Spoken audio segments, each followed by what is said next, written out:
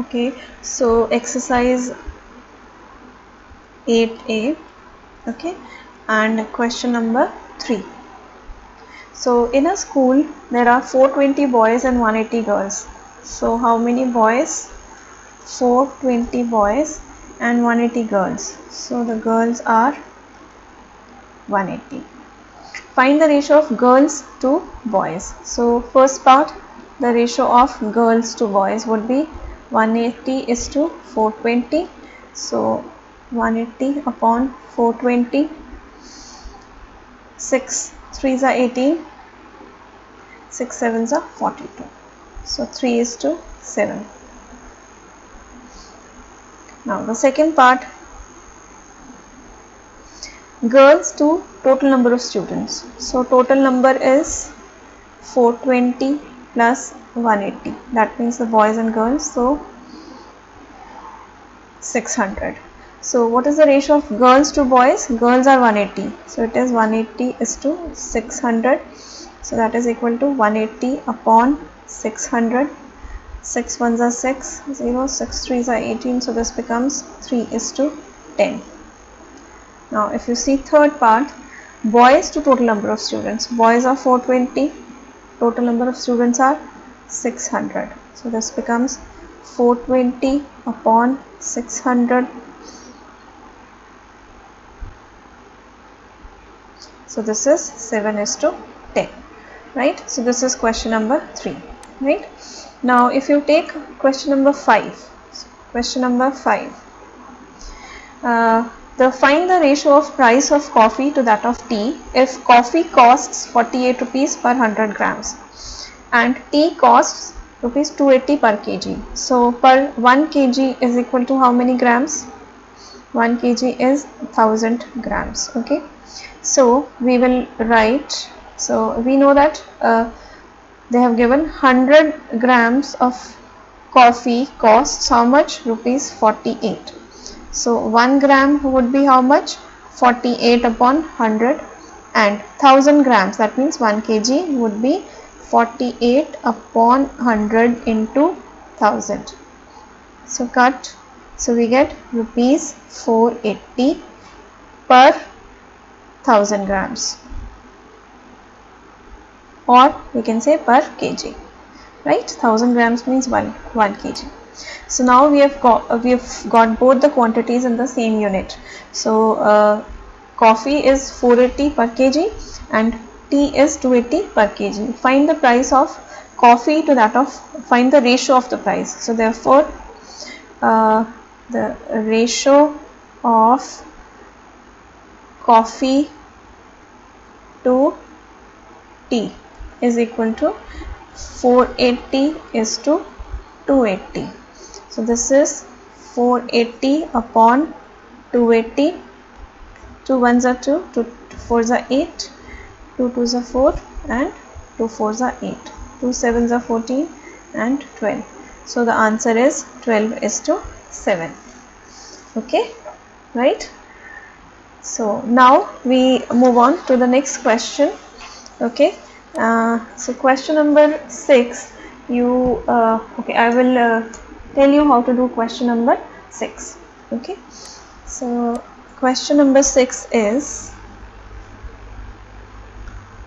here the ratio of tin and zinc in an alloy is 3 is to 10. So the ratio of tin and zinc is equal to 3 is to 4.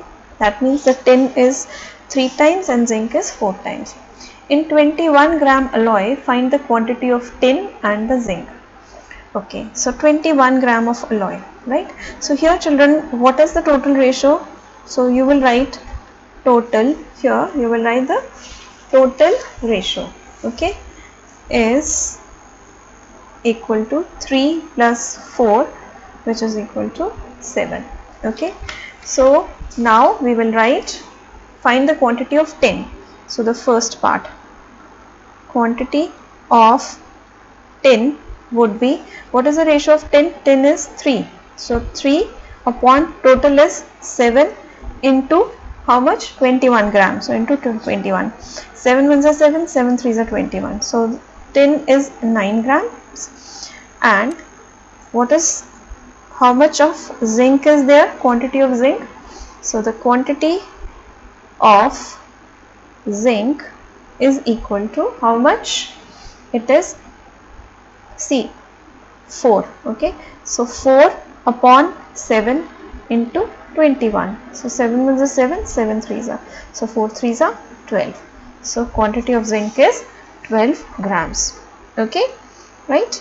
So this is how question 6 can be done. Question 7 can be done similarly. 7 and 8 you can do yourself on the same lines. You will find the total ratio and then you will divide it in A and B. Okay. Now I will take up question number 9. Okay. Divide rupees 3010 among A, B, C in such a way that A gets double of what B gets and B gets double of what C gets. So here the hint is given. So we'll say let C get, we can say X rupees. Okay. So if C gets X rupees, then B gets double of what C gets. So B gets 2x. And what does A gets? A gets double of what B gets. That means 4x. Right. So the ratio would be, ratio of A is to B is to C is equal to 4x is to 2x is to x, or removing x we can write 4 is to 2 is to 1. Okay. Now when you add up these ratios, so the total ratios is equal to 4 plus 2 plus 1, that means it is equal to 7, right? Now how much money? Divide 3010 among A. So therefore A gets, see, 4. Okay, so you will write 4 upon total 7 into what is the total money which is to be divided? 3010. So you divide 3010 by 7. 4s are 28, 2, 1, 7 3s are 21, and so that means here we get 430. So rupees 720. So A gets rupees 1720. Similarly we can find B's share. So B gets what? So B will get how much? See, 2. So that means 2 upon 7 into 3010, which gives us again 430. So rupees 860, and C gets this 1. Okay, here. So 1 upon 7 into 3010, which is equal to rupees 430. Okay, so this is question number 9. Okay, now question number 10. Divide 182 in 3 parts in the ratio 1 is to 10 is to 1 is to 15 is to 1 is to 20. Now I told you when we have fractions as ratios, first we take the LCM of the denominator. So 10, 15 and 20. So 5 2s are 10, 5 3s are 15, 5 4s are 20, 2 1s are 2, 3 2. So we get 10 and 2 6. So the LCM is equal to 60. So now 1 upon 10 into 60, so that is 6. Then 1 upon 15 into 60, so that should give you 4, and then we have 1 upon 20 into 60, 3. So the ratios are 6 is to 4 is to 3. Okay. Now we have to divide 182 in 3 parts in this ratio. So how do we divide 182 in 3 parts in these ratios? So firstly, add total ratios would be 6 plus 4 plus 3, that means 13.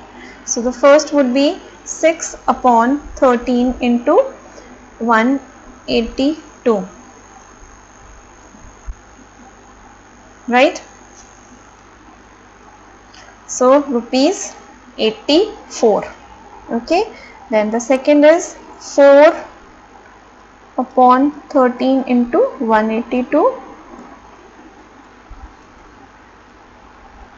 rupees 56, and the next is 3 upon 13 into 182, rupees 42. So this is the answer. This is how we can divide. Okay, it is not rupees, children, so we do not write rupees. They just have said divide 182. Okay, so don't write rupees. So the answer is 84, 60, 56 and 42. Okay. Now the rest of the questions, I think question number 11, 12 and 13, 14 you can try yourself.